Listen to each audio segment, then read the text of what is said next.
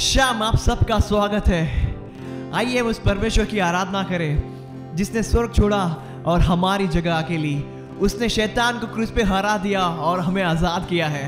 तो आइए मिलके गाए, शैतान को हरा दिया, शैतान को हरा दिया,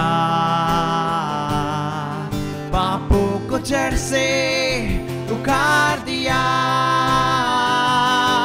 शैतान को हरा दिया,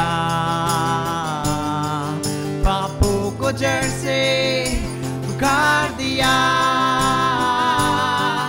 मुझे घेर लिया नए गीत से, अब मैं जी उठा नई शक्ति से, पीछे नहीं मुड़ूंगा, हार नहीं मानूंगा, बढ़ता रहूंगा संग तेरे,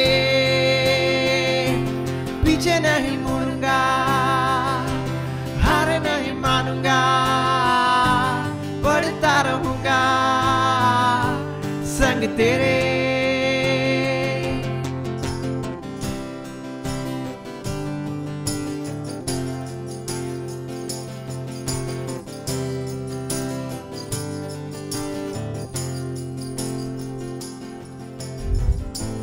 कैसा प्यार है तेरा कि ऐसा तूने है किया, तेरा प्राण दे दिया ताकि जीऊं मैं सदा। कैसा प्यार है तेरा कि ऐसा तूने है किया, तेरा प्राण दे दिया ताकि जीऊं मैं सदा। शैतान को हरा दिया, पापों को जड़ से उखाड़ दिया, मुझे घेर लिया नए गीत से, अब मैं जी उठा नई शक्ति से, पीछे नहीं मुड़ूंगा, हार नहीं मानूंगा, बढ़ता रहूंगा संग तेरे, पीछे नहीं मुड़ूंगा, हार नहीं मानूंगा, बढ़ता रहूंगा संग तेरे।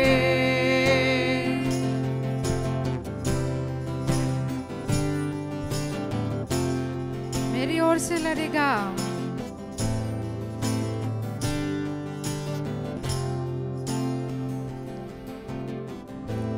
मेरी ओर से लड़ेगा,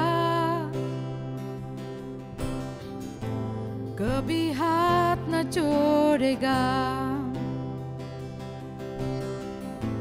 डर हटाकर बल दिया, जीत तूने मुझे दिया, मेरी ओर से लड़ेगा, कभी हाथ न छोड़ेगा, डर हटाकर बल दिया, जीत तूने मुझे दिया। शैतान को हरा दिया, पापों को जड़ से उखाड़ दिया, मुझे घेर लिया नए गीत से, अब मैं जी उठा नई शक्ति से, पीछे नहीं मुड़ूंगा, हार नहीं मानूंगा, बढ़ता रहूंगा संग तेरे, पीछे नहीं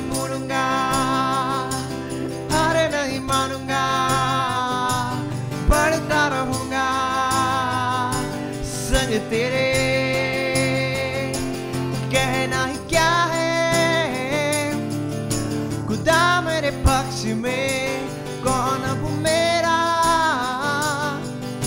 विरोधी ठहरेगा? कहना ही क्या है,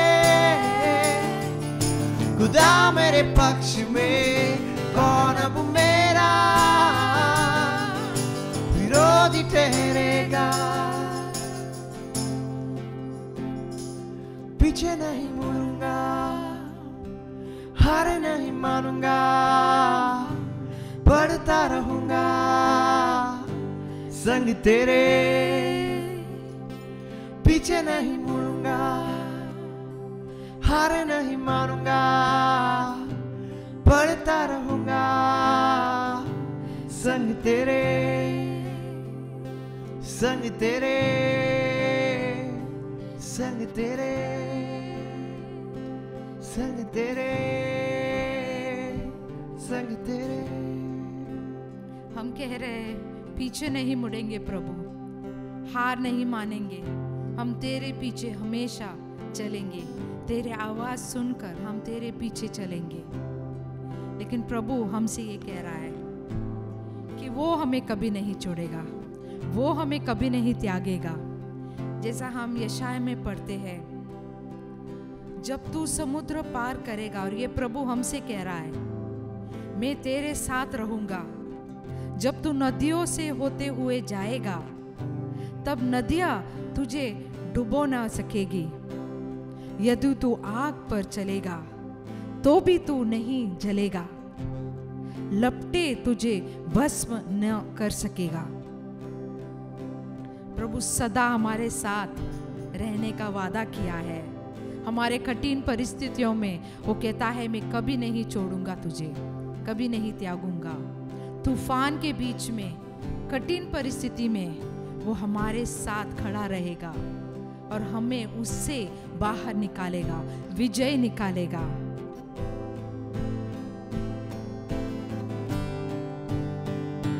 उठते हुए तूफानों में तू ही मेरी चट्टान, बढ़ती हुई लहरों पे तेरे कदमों के निशान। उठते हुए तूफानों में तू ही मेरी चट्टान, बढ़ती हुई लहरों पे तेरे कदमों के निशान।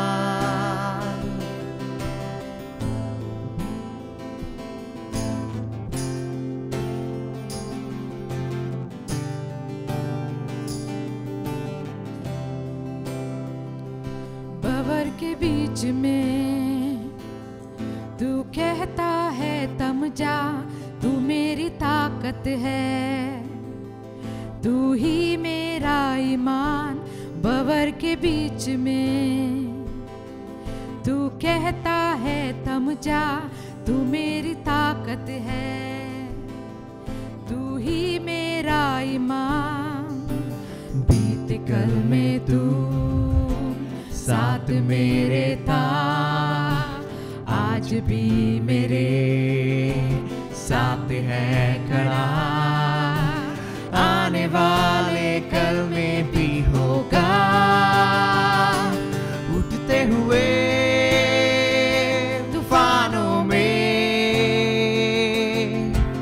तू ही मेरी चट्टान,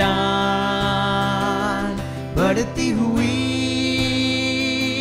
लहरों पे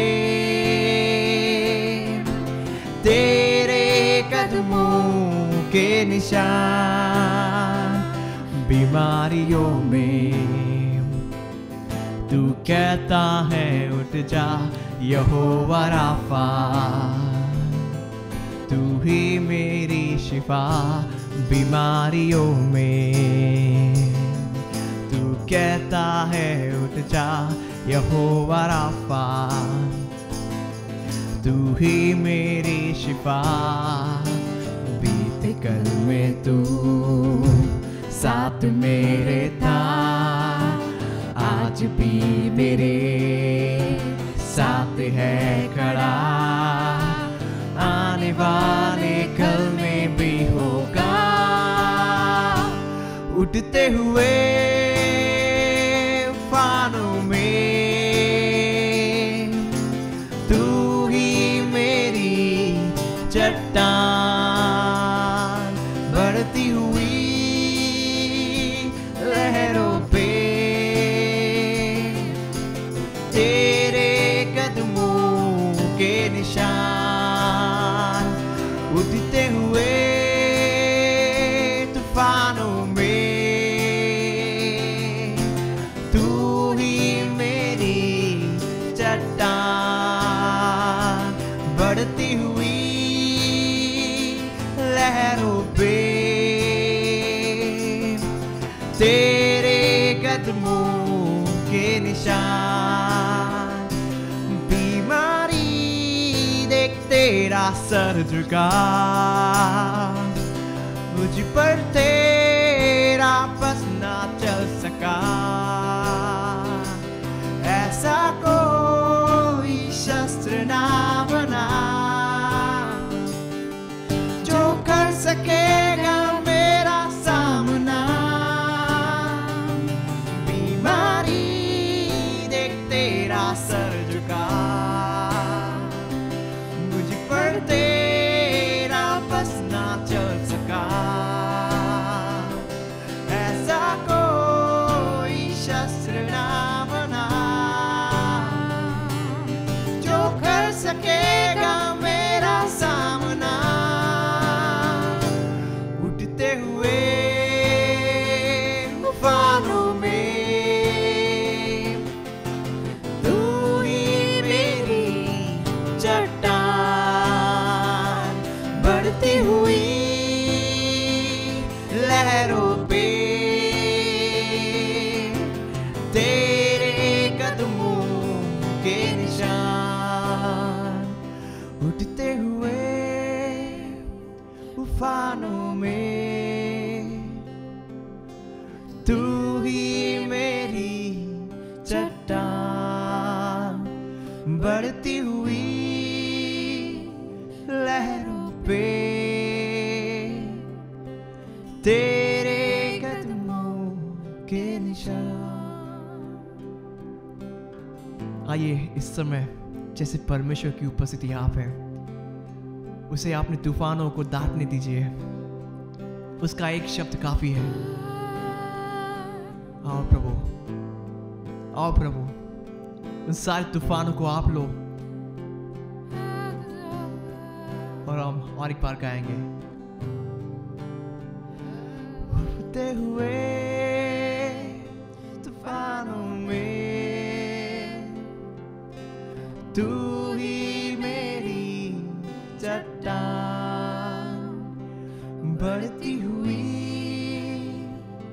लहरों पे तेरे कदमों के निशान।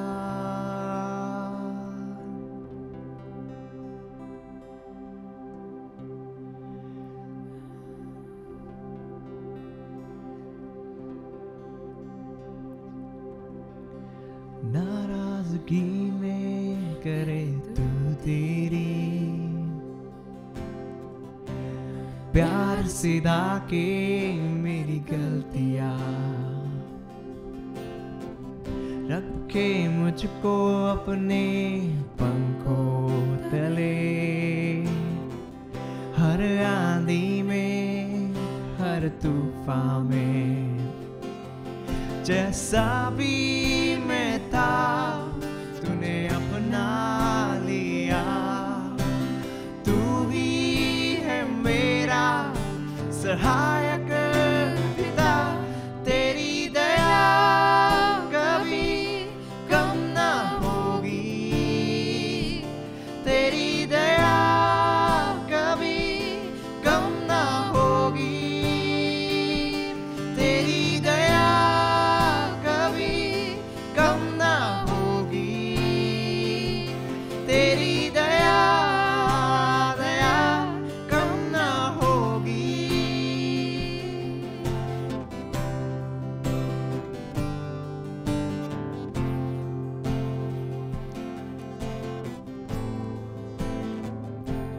ना तू मुझे मेरे पापों का हिसाब,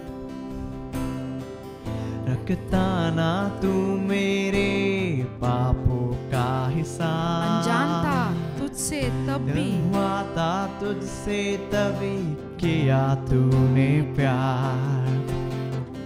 मेरा हृदय तूने है खोला,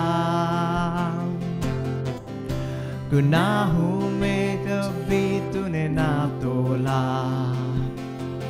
जैसा भी मैं था तूने अपना लिया, तू ही है मेरा सहायक पिता।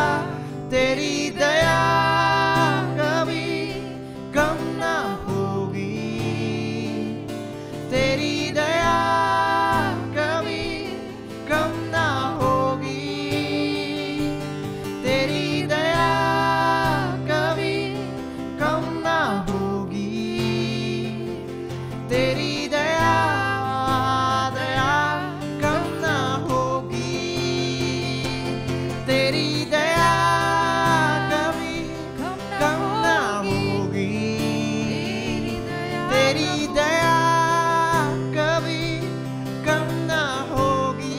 धन्यवाद प्रभु, तेरी दया कभी कम ना होगी, तेरी दया दया कम ना होगी।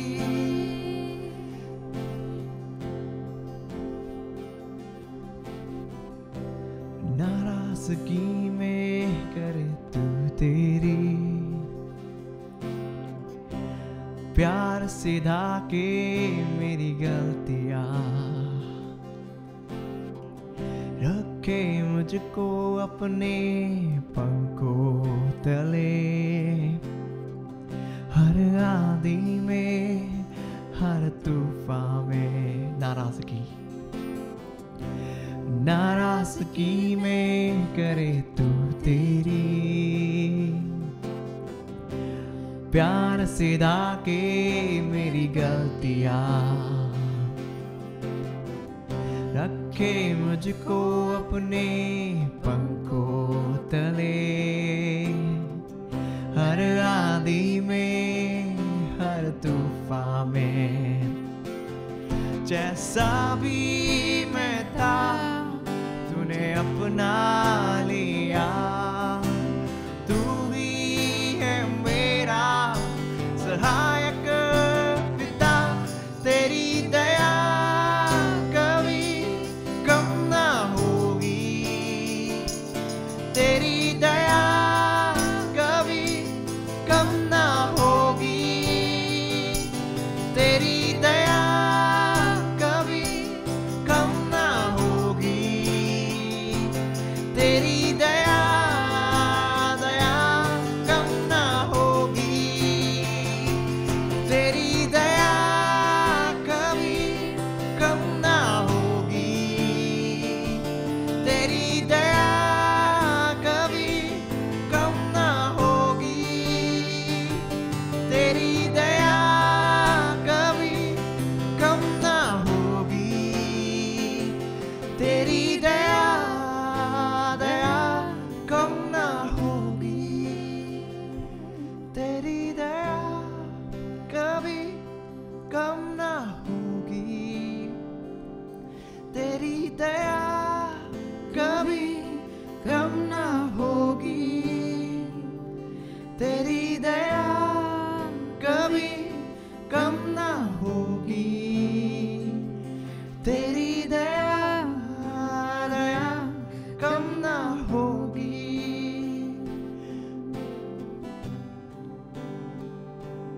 कम ना होगी। धन्यवाद प्रभु।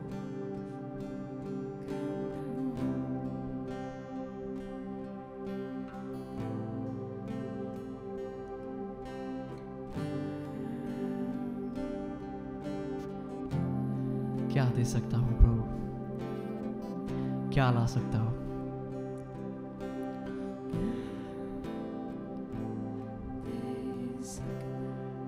क्या दे सकता हूँ, क्या ला सकता हूँ, कहता तुझे बस शुक्रिया।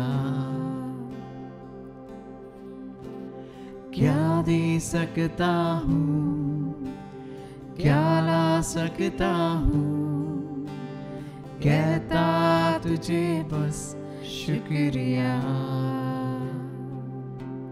सजदा करूं, सजदा करूं, सजदा करूं,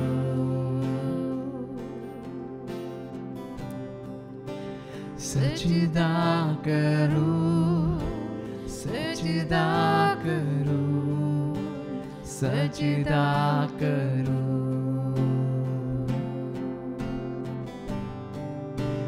सजदा करूं, सजदा करूं, सजदा करूं,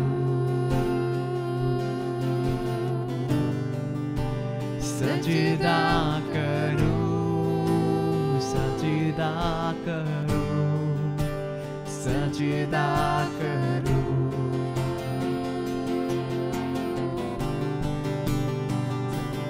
यीशु तू ही है, तेरे बिना कोई नहीं। यीशु तू ही है, तेरे बिना कोई नहीं। सजदा करूं, सजदा करूं, सजदा करूं, सजदा करूं, सजदा करूं, सजदा करूं।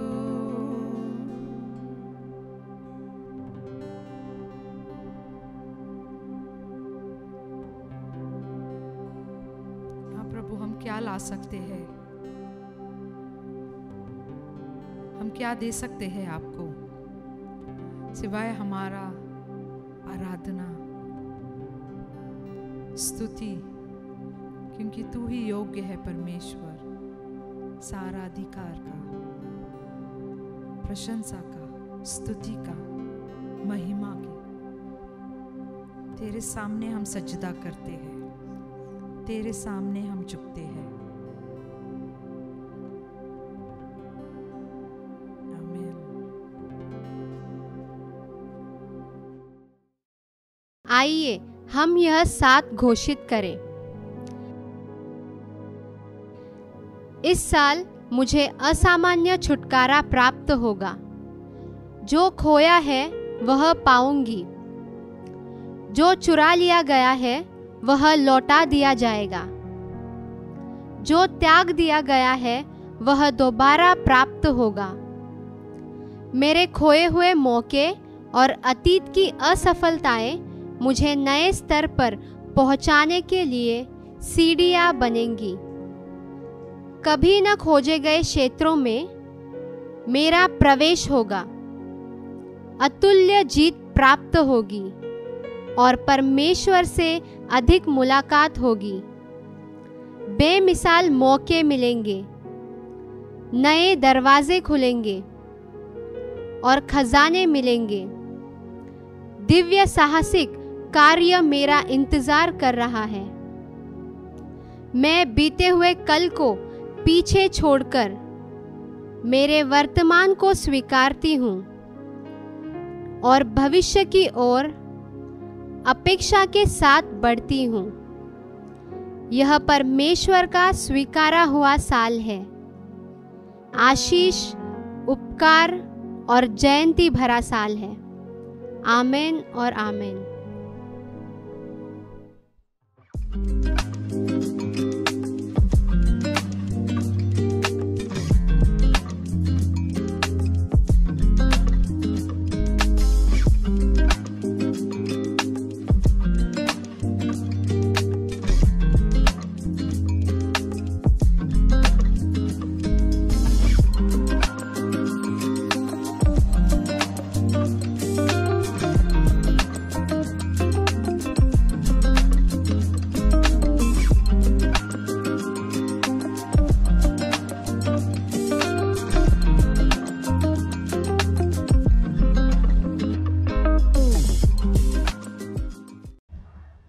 धन्यवाद देते भाई और बहनों को, शुभ शाम कहते हैं हर एक के लिए। और धन्यवाद देते हमारे आराधना की टीम के लिए कि हमारी अद्भुत रीति से अगुवाई की और इस वचन तक हमें ला कर रख छोड़ा है। और आज का वचन है, परमेश्वर का वचन परिवर्तन लाता है। हम देखते कि आजकल के दिनों में हमारे कलीसिया में परमेश्वर के राज्य की संस्कृति के बारे में हम लोग सीख रहे हैं और उसमें से उन मूल्यों को हम लोग हमारे जीवन में लागू कर रहे हैं। और एक अद्भुत घटना हो रही है हमारे कलीसियाओं में कि हम देखते कि परिवर्तन जो आ रहा है हमारे कलीसिया में, और हम देखते कि बच्चों से बूढ़े तक जैसे बच्चे बढ़ते हैं हम देखते कि परिवर्तन आता है, उनके जीवन पर उनके माता पिता का असर होता है। और थोड़े और बड़े होते स्कूल में जाते हैं तो टीचर लोग का असर होता है, उसमें उनमें बदलाव आता है, फिर कॉलेज, फिर दफ्तर और फिर समाज। तो ये परिवर्तन हमारे जीवन में निरंतर आते रहता है। तो आज हम देखने वाले हैं कि परमेश्वर का वचन उस परिवर्तन के बारे में क्या कहता है। और हमने देखा है हमारे जीवन में कि जब भी हम परमेश्वर के वचन के ऊपर ध्यान देते हैं, उसको सुनते हैं और उसके ऊपर चलते हैं, लागू करते हैं जीवन में, तो हमारे जीवन में अद्भुत परिवर्तन होता है। मगर बहुतों को हम देखते कि किसी एक व्यक्ति ने बाइबल पढ़ी मगर उसको समझ नहीं आया, तो उसने बिली ग्रैहम करके महान प्रचारक थे, तो उनसे कहा कि बिली ग्रैहम भाई, जब मैं बाइबल पढ़ता हूँ मुझे कुछ समझ में नहीं आता है, तो आपके पास कुछ जवाब है उसका?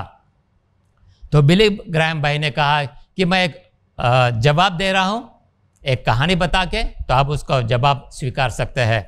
तो कहानी इस तरह से है कि एक लड़की ने सुबह में जाकर एक किताब खरीदी, मोटी सी किताब खरीदी जो उसको नॉवेल कहते हैं, और बड़ी दिलचस्पी से आकर घर में पढ़ने लगी और उसको बड़ा आनंद आ गया। मगर जैसे दोपहर आ गई तो उस लड़की के दिल की दिलचस्पी खत्म हो चुकी, उसको कुछ आनंद नहीं आ रहा था किताब में क्या लिखा है, मकसद क्या है। उसने किताब बाजू में रखकर और टहलने को बगीचे में गई। जैसे बगीचे में गई, वहाँ पर बैठी तो एक व्यक्ति आया 50-55 उम्र का, और उसने कहा क्या मैं यहाँ पर बैठ सकता हूँ आपके साथ? तो लड़की बोली ज़रूर। और जैसे उन्होंने गपशप लड़ाने लगी तब उसे पता चला कि यह व्यक्ति जो मेरे बाजू में बैठा है वही उस पुस्तक का लेखक है। और जब उसे ये पता चला उसकी आंखों में रोशनी आ गई, चमक आ गई और दिल थाम के बैठ गई, उससे सुनने लगी। उनको प्रश्न पूछा कि आपका मकसद क्या है और किस हिसाब से आपने ये वचन किताब लिखा है। और उस व्यक्ति ने, उस लेखक ने, जबकि वो खुद लेखक था उस किताब का, पूरी तरह से उसके सारे प्रश्न का जवाब दिया। और हमें पता चलता है कि उस व्यक्ति का जो प्रश्न था कि मैं बाइबल पढ़ने के बाद मुझे समझ में नहीं आता, उसका जवाब उसे मिला। क्योंकि जब हमें लेखक पता चलता है कि पवित्र शास्त्र का लेखक कौन है, और जब उसे वो पता चलता है और हम उस गहराई से समझने के बाद पढ़ते हैं, तो हमारे जीवन में परिवर्तन आता है। आमीन। तो पहला मुद्दा है हमारा कि परमेश्वर का वचन परिवर्तन लाता है। और हम देखते कि इस वाक्य पर मत्ती 4:1-10 एक बड़ा प्रकाश डालता है। जैसे वचन कहता है, और 40 दिन के उपवास और प्रार्थना के बाद जब यीशु को शैतान आके ललकारता है, वो कहता है कि यदि तू परमेश्वर का पुत्र है तो इस पत्थर से कहे रोटी बन जा। मगर यीशु कहता है लिखा है मनुष्य केवल रोटी से ही नहीं परंतु हर एक वचन से जो परमेश्वर के मुख से निकलता है जीवित रहेगा। फिर से दोबारा शैतान कहता है यदि तू परमेश्वर का पुत्र है तो अपने आप को नीचे गिरा दे, स्वर्गदूत भेजकर तुझे हाथों हाथ उठा लेगा परमेश्वर। फिर से यीशु ने कहा तू प्रभु अपने परमेश्वर की ही परीक्षा कर। फिर से शैतान आया, कहा यदि तू गिरकर मुझे प्रणाम करे तो मैं यहां सब कुछ तुझे दे दूंगा। यीशु ने कहा आखिरी बार, शैतान दूर हो जा, क्योंकि लिखा है तू प्रभु अपने परमेश्वर को प्रणाम कर और केवल उसी की उपासना कर। आमीन। तो हम देखते कि प्रभु यीशु विजयी पाया शैतान के ऊपर सिर्फ वचनों के द्वारा। और हम इस मुद्दे को गहराई से देखेंगे कि प्रभु यीशु ने क्या किया नहीं उस वक्त। हम देखते कि प्रभु यीशु ने ना बिल्कुल आवाज उठाया, ना चिल्लम चिल्लाई की, ना झगड़ा किया, ना हाथापाई की, ना लाठी ले लिया हाथ में, मगर उसने क्या किया? सिर्फ वचन के द्वारा ही शैतान का सामना किया और वह जीत लिया। आमीन। और हमारे लिए जब यीशु मसीह इस तरह से वचन को लेके और परिस्थितियों के ऊपर कार्य करता है तो हमारे लिए एक अद्भुत चीज है। तो हम भी उसका अनुकरण करेंगे कि हर परिस्थिति में उस वचन को दोहराएंगे। आमीन। तो हम देखते कि रेनहार्ड बोंकी को एक दिन परमेश्वर ने कहा कि मेरे वचन मेरे जबान में उतने ही सामर्थ्य है जितने मेरे वचन तुम्हारे जबान में सामर्थ्य है। और हमने देखा कि यीशु ने भी वही कर दिखाया। तो हमारा फर्ज है कि हम उस परिवर्तन लाने वाले वचन के ऊपर ध्यान दें और यही हमारे मूल्य रहे जीवन में। दूसरा मुद्दा है कि परमेश्वर का वचन परिवर्तन लाता है। यह वाक्य क्यों है? तो उसमें हम देखते हैं कि पवित्र शास्त्र का मुख्य लक्ष्य यही है कि हमें उसके लेखक से और रिश्ते में बढ़ाए और हमें परिवर्तन करके उसके जैसा बनाए। आमीन। क्या यह अद्भुत चीज नहीं है? परमेश्वर पिता चाहता है कि हम उसके समान बने। जैसे हम देखते हैं कि 2 तिमोथी 3 अध्याय और 15 से 17 में कहता है, जो पौलुस जिसने तिमोथी को प्रार्थना की थी और वह उसको अपने पुत्र के समान मानता था, उससे कह रहा है वह, और बचपन से पवित्र शास्त्र तेरा जाना हुआ है जो तुझे मसीह पर विश्वास करने से उद्धार प्राप्त करने के लिए बुद्धिमान बना सकता है। संपूर्ण पवित्र शास्त्र परमेश्वर की प्रेरणा से रचा गया है और उपदेश और समझाने और सुधारने और धार्मिकता की शिक्षा के लिए लाभदायक है, ताकि परमेश्वर का जन सिद्ध बने और हर एक भले काम के लिए तत्पर हो जाए।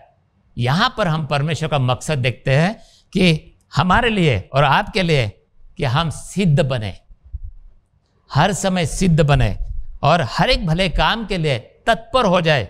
आमीन। और यह परमेश्वर का वचन हमारे लिए है।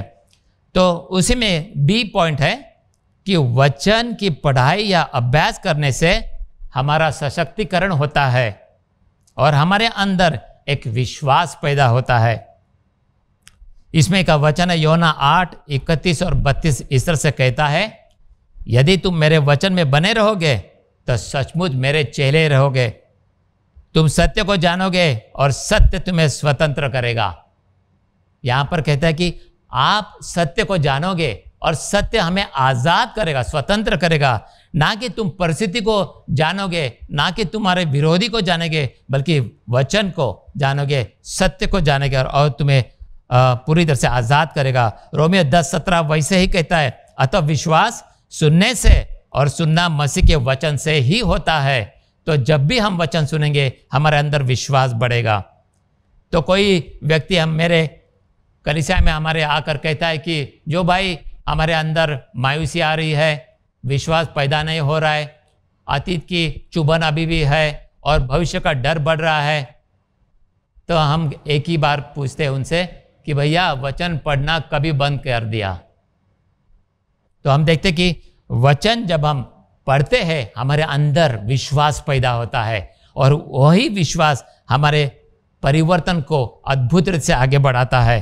तो हमें परिस्थिति कैसी भी रहने दो, वचन को नहीं छोड़ना है, क्योंकि परिस्थिति बहुत खराब भी होती है जहाँ पर लोगों ने ताना मारा है, गलत विचार है, अतीत की तकलीफ पीड़ा है, परिस्थिति भले आपकी खराब है और ये खराब परिस्थिति होने के कारण ये जो गलत की टेप हमारे दिमाग में 24 घंटे चलती है वह हमारे विश्वास को ढहा देती है। और मैं नहीं कहता हूँ कि इस गलत टेप को आप रोको, मगर मैं कहता हूँ वचन के टेप को सुनो, आत्मसात करो, वो वचन को दोहराओ, याद करो और देखो परमेश्वर उस गंदी टेप का लेखा जोखा लेगा और आपको वचन में बढ़ाएगा और आप परिवर्तन में आएंगे। आपके अंदर जो आनंद निकला था वो आनंद उभर कर आएगा और आपकी परिस्थिति अद्भुत रीति से बदल जाएगी। आमीन। तो हम देखते हैं कि यीशु ही परमेश्वर का पूरा प्रकटीकरण है, वह उसका स्वभाव है और वही उसका हृदय है। परमेश्वर हमेशा हमें यीशु को दिखाना चाहता है कि किस तरह से वह हमारी मदद करता है। एक उदाहरण है कि जहाँ पर बैंड्रा कॉम्प्लेक्स में एक चित्रकार के हैसियत से मैंने एक बैकड्रॉप बनाया था, और वो 60 फुट का बैकड्रॉप था। उसको हम लोग दोपहर तक बड़ी कड़ी मेहनत करके पिन से थर्मोकोल के सारे सेट्स चिपकाए थे। बड़े बड़े 8-8 फुट के लंबे सेट काट कर चिपकाए थे। और जैसे स्तुति आराधना चालू हुई, शाम हो गई, हम देखा कि वो कटआउट्स थे थर्मोकोल के, वो बड़ी हवा के कारण निकल कर हिलने डुलने लगे। और हमें बहुत सदमा मिला कि हमने देखा कि ये किस तरह से हो रहा है, और ये बहुत हमारे जीवन में एक बड़ी ठोस पहुंचाने के लिए आ रहा था। उसी वक्त मैंने मेरे फ्रेंड को कहा कि भैया जाकर और पिन थाम लो और थर्मोकोल को चिपका दो फिर से। मगर हवा बड़े ज़ोर से आ रही थी, रुक नहीं रहे थे, और थर्मोकोल के कटिंग्स बाहर निकल रहे थे। उस वक्त हमने कहा कि परमेश्वर, जिस प्रकार से तूने उस नाव में खड़ा रह के उस आंधी और तूफान को कहा कि थम जा, रुक जा, उसी अधिकार से मैं कहता हूं कि प्रभु यीशु इस हवा को जो बहती है उसको थमने दो, रुकने दो। और उसी क्षण के बाद हमने देखा एक अद्भुत अचरज हो गया, आश्चर्य हो गया, और वो पूरी तरह से हवा थम गई। और 2.5 से 3 घंटा ये प्रोग्राम पूरी तरह से सक्सेसफुल हुआ, और कोई हवा नहीं आई, और हमारे बैकड्रॉप वैसे के वैसे रहे। और हम लोग ने बहुत बहुत प्रभु यीशु को धन्यवाद दिया। और ये इसीलिए हुआ कि हम लोग ने प्रभु यीशु के लिए तरफ प्रार्थना की, उसको वचनों को याद किया, और वचन से उस परिस्थिति का सामना कर दिया। आमेन। तो अद्भुत परमेश्वर है हमारा, जो हमारे जीवन में कार्य करता है। और जिस प्रकार से यीशु उस मत्ती 4:1-10 हमने देखा कि जिस प्रकार से यीशु ने आराधना की, यीशु ने आज्ञा पालन किया, और यीशु सेवकाई में बढ़ा, और हमें भी वैसे ही बढ़ना है। आमेन। उसमें का भी मुद्दा है, भले हम पवित्र शास्त्र का अर्थ हमेशा सही तरीके से न समझे, मगर पवित्र शास्त्र अचूक है। 2 तिमोथी 2:14-18 इस तरह से कहता है कि शब्दों पर तर्क वितर्क न कर, अशुद्ध बकवाद से बचे रहिए। यदि हम किसी के साथ अच्छी बहस कर रहे, समझा रहे, और उसमें हम चूक गए, हम लोग जीत नहीं पाए, तो क्या हुआ? परमेश्वर का स्थान कभी डगमगाता नहीं। परमेश्वर हमेशा परम ईश्वर ही रहता है। आमेन। दूसरा मुद्दा है, हम वादों को पूरा करने में शामिल होते हैं जब हम वचन को दोहराते हैं। हम देखते हैं कि 1 थेसलोनिया 5वां अध्याय और 24वां वचन कहता है, तुम्हारे बुलाने वाला सच्चा है और वह ऐसा ही करेगा। हम देखते हैं कि जब परिवर्तन आता है, हमारे अंदर परिवर्तन आता है। मैंने देखा कि जब वो चीज़ें हवाई से रुक गई, घूमने को रुक गई, तो मैंने देखा कि मेरे अंदर बदलाव आया। और जब हम परिस्थितियों के ऊपर बोलते हैं तो परिस्थितियों में बदलाव आता है। एक उदाहरण देता हूँ। हमारे कलीसिया में एक परिवार था, उन्होंने नए जगह पे गए रहने को, और उस वक्त उस नए जगह में उन्होंने देखा कि उनके घर के बाहर ही एक टेम्पो है, और वो वैसे ही है, और उस टेम्पो में हर समय शाम को पियक्कड़ बैठते हैं और शायद जुआ खेलते हैं। और उनको बहुत डर लगा क्योंकि इस बिल्डिंग में स्त्रियां भी हैं, छोटे बच्चे भी खेल रहे हैं। तो उन्होंने हमसे कहा, जो भाई प्रार्थना करे, मतलब हम प्रार्थना करेंगे। और हम लोग ने वचन के द्वारा प्रार्थना की कि परमेश्वर, तू इन स्त्रियों का, तू इन लोगों का रखवाला है, तू मदद कर उनकी। दूसरे इतवार को उन्होंने गवाही दे दी कि जैसे उन्होंने प्रार्थना की और टेम्पो का मालिक आया, उन्होंने सबको भगाया और टेम्पो भी उधर से हटा दिया। तो हम देखते हैं कि जब हम परमेश्वर के वचनों के साथ रहते हैं तो वह वादा पूरा करने में हमें शामिल कर देता है। आमेन। और एक मुद्दा है, जब हम परमेश्वर के वचनों का ऐलान करते हैं तब हम परमेश्वर के राज्य को परिवर्तन में लाने में शामिल होते हैं। प्रेरितों के कार्य 3 अध्याय 6 से 7 वचन इस तरह से कहता है कि हमें पता है कि उस सुंदर फाटक के पास जहाँ पर पतरस और यूहन्ना जा रहे थे उस दोपहर के समय में, और वहाँ पर एक लूला लंगड़ा बैठा है 40 बरस से, और उसके पास जाके पतरस और यूहन्ना कहते हैं, चांदी और सोना तो मेरे पास नहीं है, परंतु जो मेरे पास है वह तुझे देता हूँ। यीशु मसीह नासरी के नाम से चल और फिर। और उसने उसका दाहिना हाथ पकड़ के उसे उठाया और तुरंत उसके पाँवों और टखनों में बल आ गया। हम देखते कि पतरस और यूहन्ना के पास और कुछ नहीं था सिवाय प्रभु यीशु के, सिवाय उस शब्द के, सिवाय उस वचन के। और वचन जब उन्होंने दोहराया तो उस लूले लंगड़े के पैरों में और पाँवों में और टखनों में सामर्थ आया और वह उछल कूद करते परमेश्वर की आराधना करते मंदिर में निकल गया। तो मेरा प्रश्न यह है, क्या आपके घर की परिस्थिति इस प्रकार से कठिन है? इस प्रकार से आप पीड़ित है? इस प्रकार से आपकी घर की परिस्थिति मृत है? तो क्यों ना आज आप प्रार्थना करें, वचनों को पकड़ के प्रार्थना करें कि आपकी परिस्थिति पूरी तरह से उछल कूद करके निकल जाए। हम देखते कि पेत्रस जब तबीता जो मृत होती है उससे कहता है, तबीता उठ, और उठ खड़ी हो गई। यीशु लाजर को पुकारता है, लाजर बाहर आ। लाजर बाहर आता है। हमारे पास परमेश्वर का वचन का भंडार है। जब हम उसको दोहराते हैं, परमेश्वर वहाँ पर आकर परिस्थिति को बदल देता है। ना ही हमारे अंदर बल्कि हमारे बाहर के माहौल को भी बदल देता है। आमीन।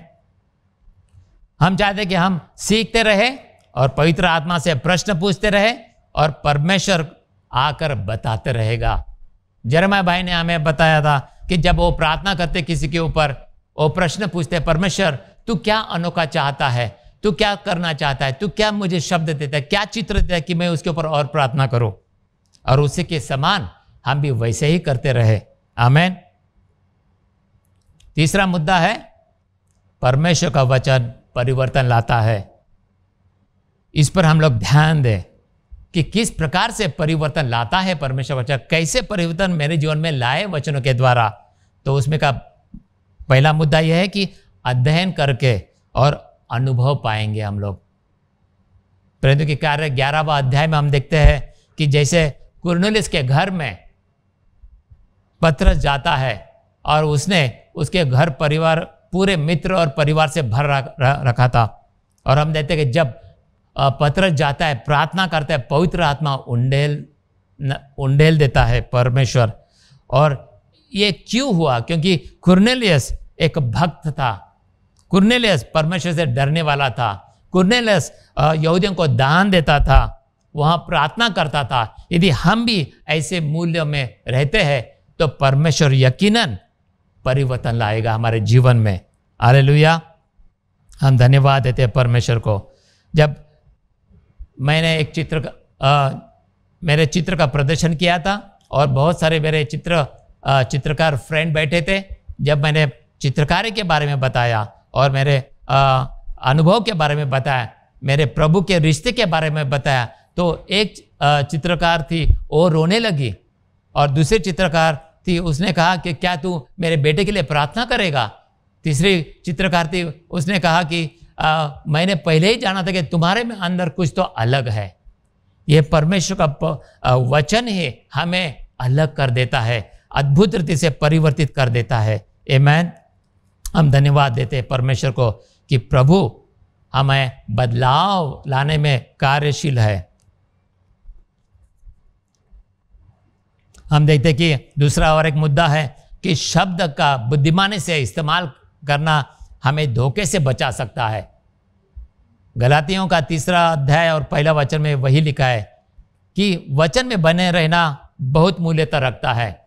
योना का 15वां अध्याय में कम से कम 12 बार लिखा है, बने रहो, बने रहो, वचन में बने रहो। क्योंकि हमें जब हम वचन में बने रहते हैं, परमेश्वर के साथ रहते हैं और परमेश्वर की अगुवाई और अच्छाई और भलाई हमारे ऊपर प्रदर्शित करता है। आमीन। पौलुस ने हमेशा बुद्धिमानी से वचन को इस्तेमाल किया। हम देखते कि भले एक व्यक्ति हो या झुंड हो या राजा के सामने हो या रोमियो सैनिकों के सामने हो या फरीसी या सदूसी के सामने हो, पौलुस ने बड़ी बुद्धिमानी से वचन को इस्तेमाल किया। आमीन।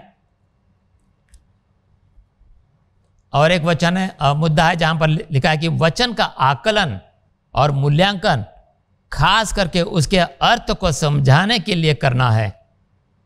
मत्ती 7:15 से 20 कहता है कि झूठे भविष्यवक्ताओं से सावधान रहो। अच्छा पेड़ अच्छा फल देगा, निकम्मा पेड़ बुरा फल लाता है। यदि हम स्वर्गीय पिता की इच्छा पर चलने वाले हैं तो हमेशा अच्छा ही कार्य करते रहेंगे। आमेन। तो हम देखते कि एक उदाहरण तौर पर जैसे हम लोग घर से निकले तो 4-5 बच्चे आए और बाइबल लेके उन्हें हमको बताने लगे कि पानी का बपतिस्मा बहुत अहमियत रखता है स्वर्ग में जाने के लिए। और उसी वक्त हमने परमेश्वर से पूछा ये किस तरह से सही है। तो मैंने उनसे कहा कि जब यीशु क्रूस पर बलिदान दे रहा था, उसने उस चोर को आश्वासन दिया कि आज तुम मेरे साथ स्वर्ग लोक में होगा। तो इसका मतलब है हमें विश्वास रखना है, स्वर्ग में जाने के लिए प्रभु के ऊपर विश्वास रखना है। यदि हम वचन का आकलन करेंगे और मूल्यांकन करेंगे सही समझने के लिए, तो परमेश्वर हमें ज्ञान और बुद्धि दे सकता है। आमेन, हालेलुया। हम धन्यवाद देते हैं परमेश्वर को। तो आइए क्यों ना हम लोग प्रार्थना करें। तो यदि आप इस वचन को सुना है आज, और हम देखते कि परमेश्वर का वचन परिवर्तन करता है। यदि आपके जीवन में आप परिवर्तन चाहते हैं, आपको समझ में नहीं आ रहा है क्या करें, तो क्यों ना आप मेरे पीछे प्रार्थना करें और हम लोग प्रार्थना करें। क्यों ना आपने आंखें बंद करें और मेरे पीछे प्रार्थना दोहराए। हे परमेश्वर पिता, मैं धन्यवाद देता हूं इस दिन के लिए। यह दिन आपने मेरे लिए खास चुना है। हे प्रभु यीशु, मुझे आपकी बहुत जरूरत है। मैं मेरे पापों को स्वीकारता हूं